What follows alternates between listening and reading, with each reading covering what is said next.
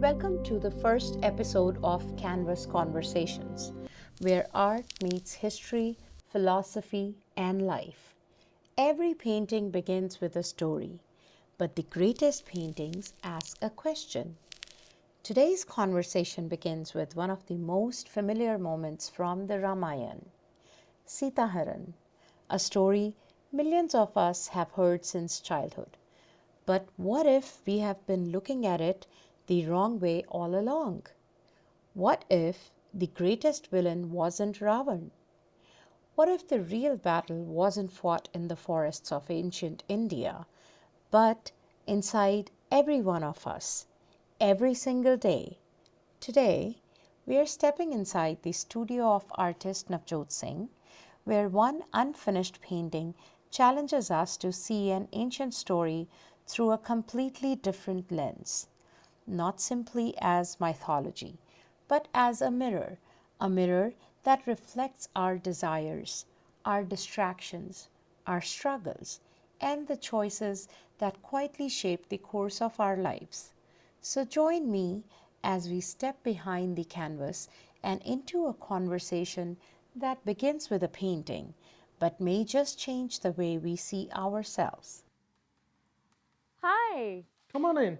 thank you. Thank you for letting me in. Oh my, look at this. This is such an amazing piece of art. Is this your current work that you're recently working on? Yes, that's I lately finished this one. This is a abstract form, is a acrylic on board or multimedia. Is a 36 by 48 inch with a float frame around it. And this is the scene or episode from Ramayana called Sita Haran. And I have 6 characters in one frame. I have Sita in the center. King Ram is on the right side of the frame, and the Lakshman behind it, and King Ravan on the left. I have golden deer, which is Marish, in the frame, as well as Jatayu. So in that, Ram goes after Marish as a golden deer, and Lakshman went after him on heard when he heard his cry. And same time, Ravan comes in disguise of sadhu, and the same time as a side of the evil, and he abducted Sita. But in spiritual meaning, Sita is your mind, and the Lakshman is your intellect or wisdom. Ram as a Vivek or element of God, Parbrahm, and the Ravan as a symbol of duality, which is king of Lanka, which is golden city, and as well as a spiritual realm is a devotee of Shiv. So when your mind move away from your Vivek or higher conscious, goes after golden deer, that's Trishna, and even ignore your wisdom, and at that very moment, evil took over and lure you in or abduct in that scene. So even Yatayu, which is a symbol of loyalty, faithfulness, or as a watch over the whole thing, try to stop him, fought him, and even provide all the information at that in that scene. So it's a story of you, mostly everybody in their life.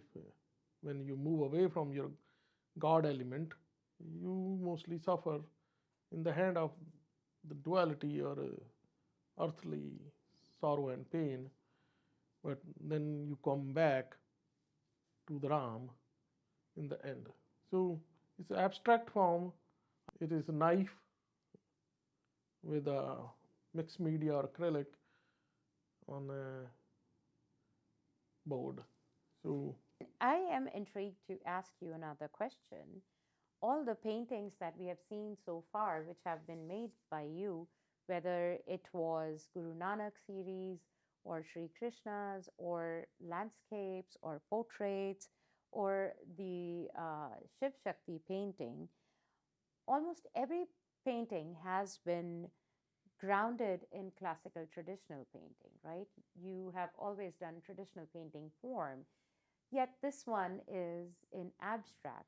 So, would you like to dwell further on why abstract? Yeah, if you paint like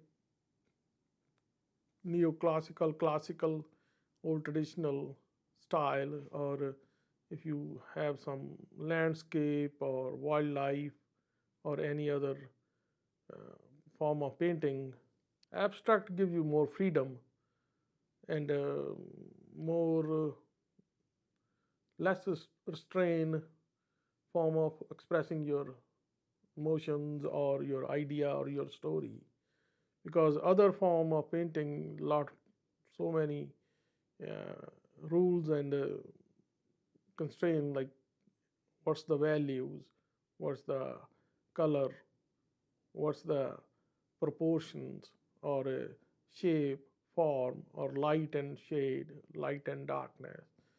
But in abstract, you pretty much free from that, and it's more suitable for if you have a lot of things that purely your imagination or a spiritual or emotion. So abstract give you more free hand. Very nice.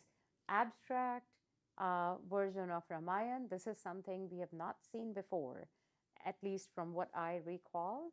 I have seen people painting other kinds of abstract versions, but this is really very nice with bold colors, bold uh, palette techniques.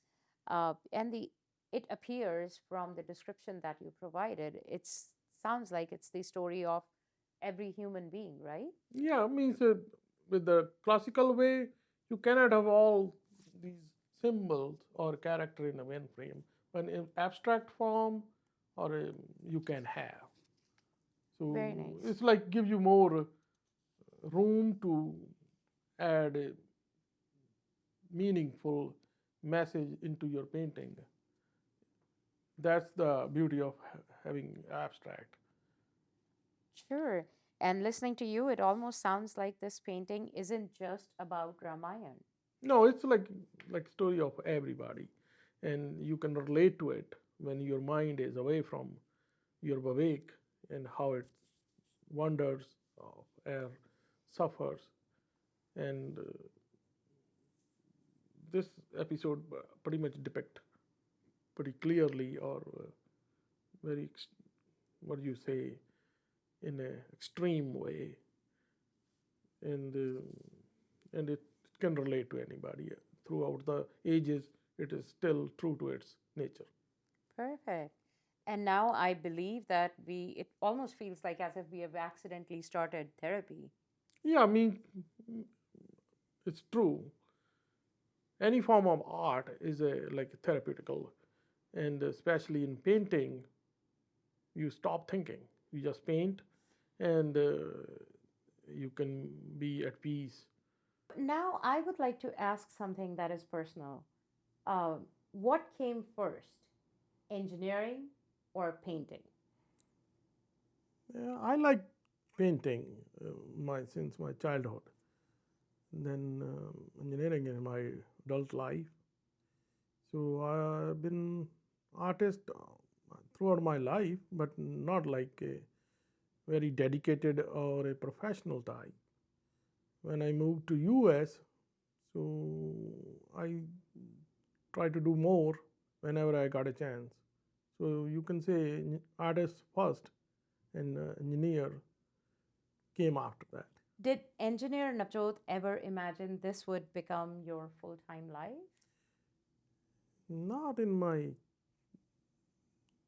teen years or my grad school years, but in US I adopted this painting as a hobby, and start doing it like whenever I got a chance, and never thought of like becoming full-time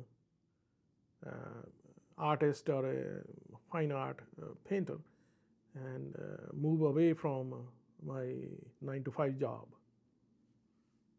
And when I got a chance, I took it.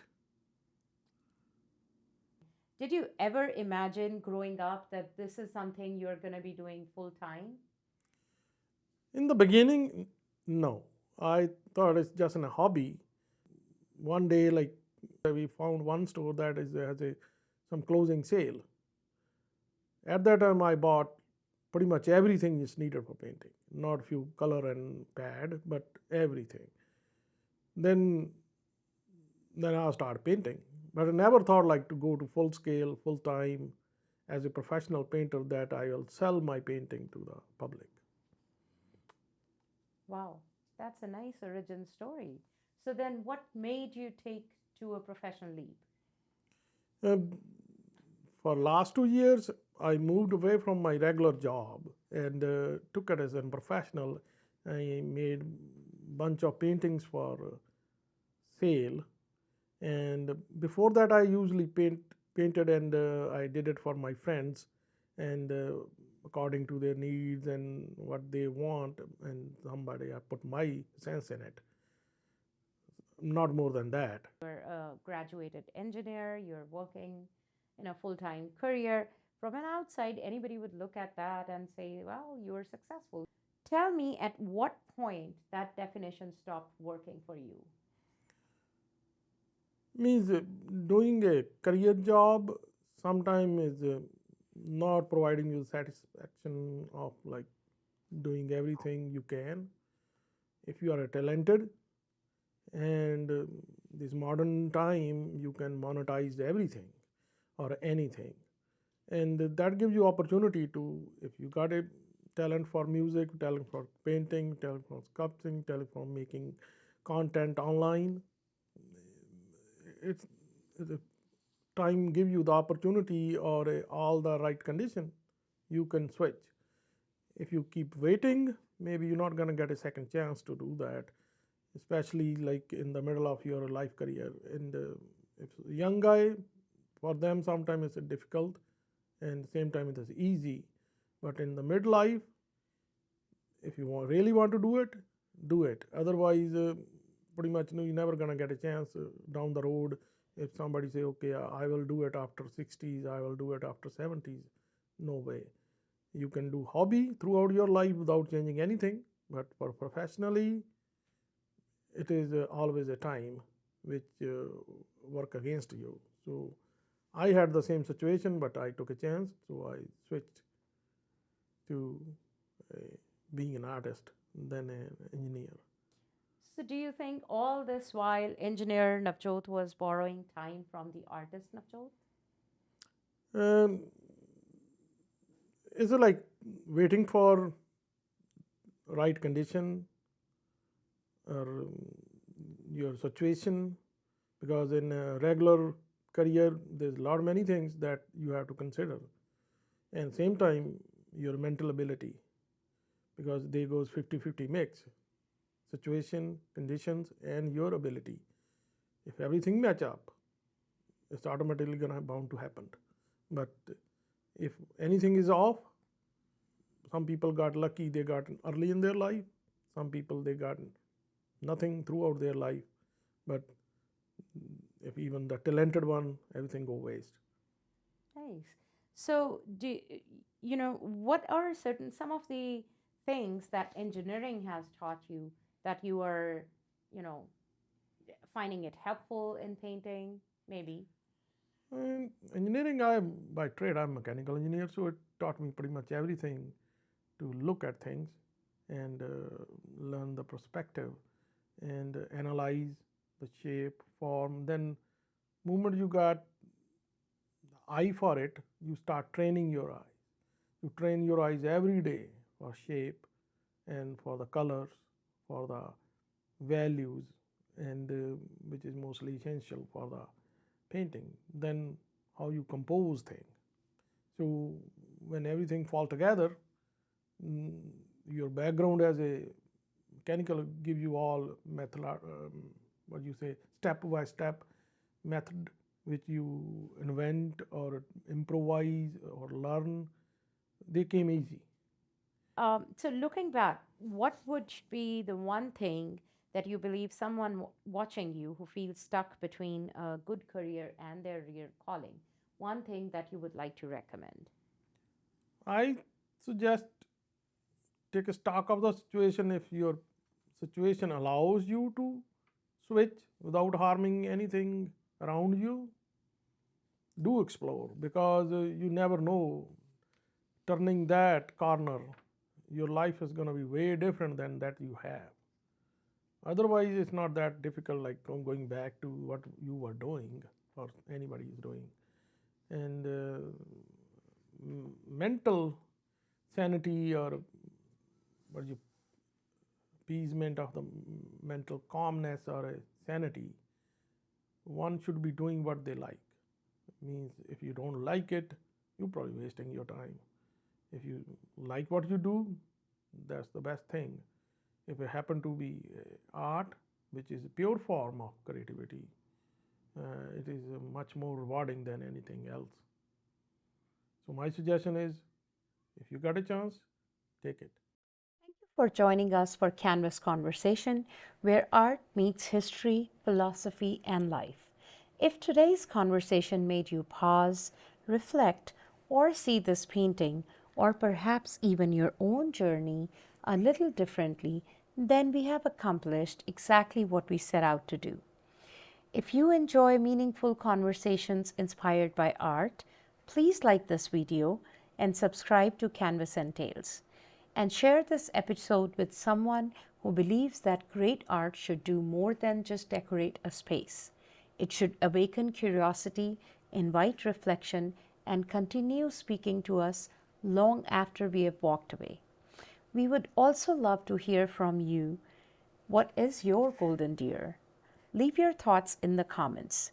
We read every one of them, and your perspective might inspire a future conversation. Until next time, the painting may be finished, but the conversation never is.